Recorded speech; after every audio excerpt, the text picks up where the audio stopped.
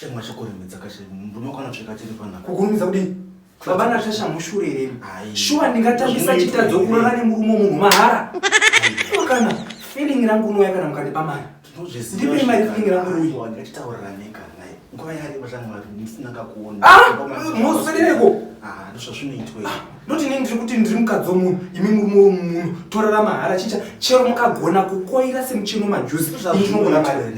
Kana unyambo mukagona kukoira semucheno majusi, handina zvenyu nazvenyu. Handisina kaina. Basa munorowa zvenyu zvamakaita last time makabata basa bhati mari pamberi. Tambira.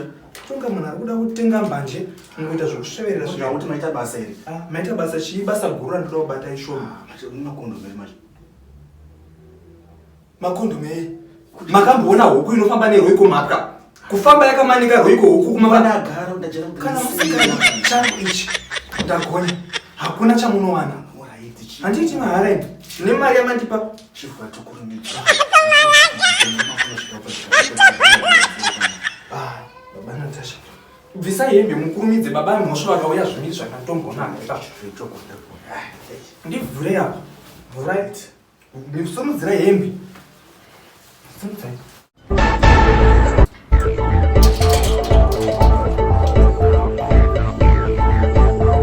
Itai kuti kacha. Baba munokoka makayamwira here. Ndakumboyanga tichiitei. Kudzungaira dzungaira. Zvichitsikisa zvikatiti chama.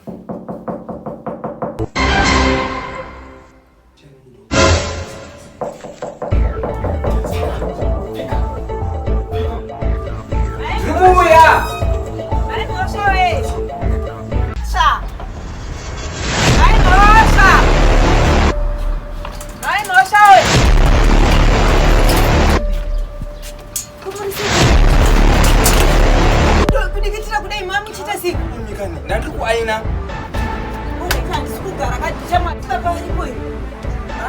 Imi seko muchida kubvunza sina avapo.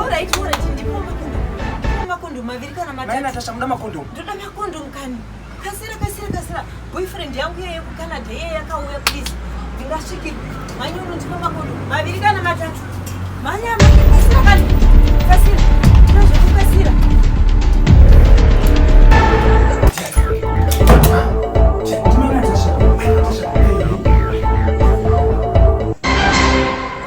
Ndindoda makondomu. Handizivini. Ndinondibvunza kuti ndoziva kuti Ndikasabura pakwe. ndovapa here kana muti handi baba Natasha musanditokisa ndovapa here makondomu.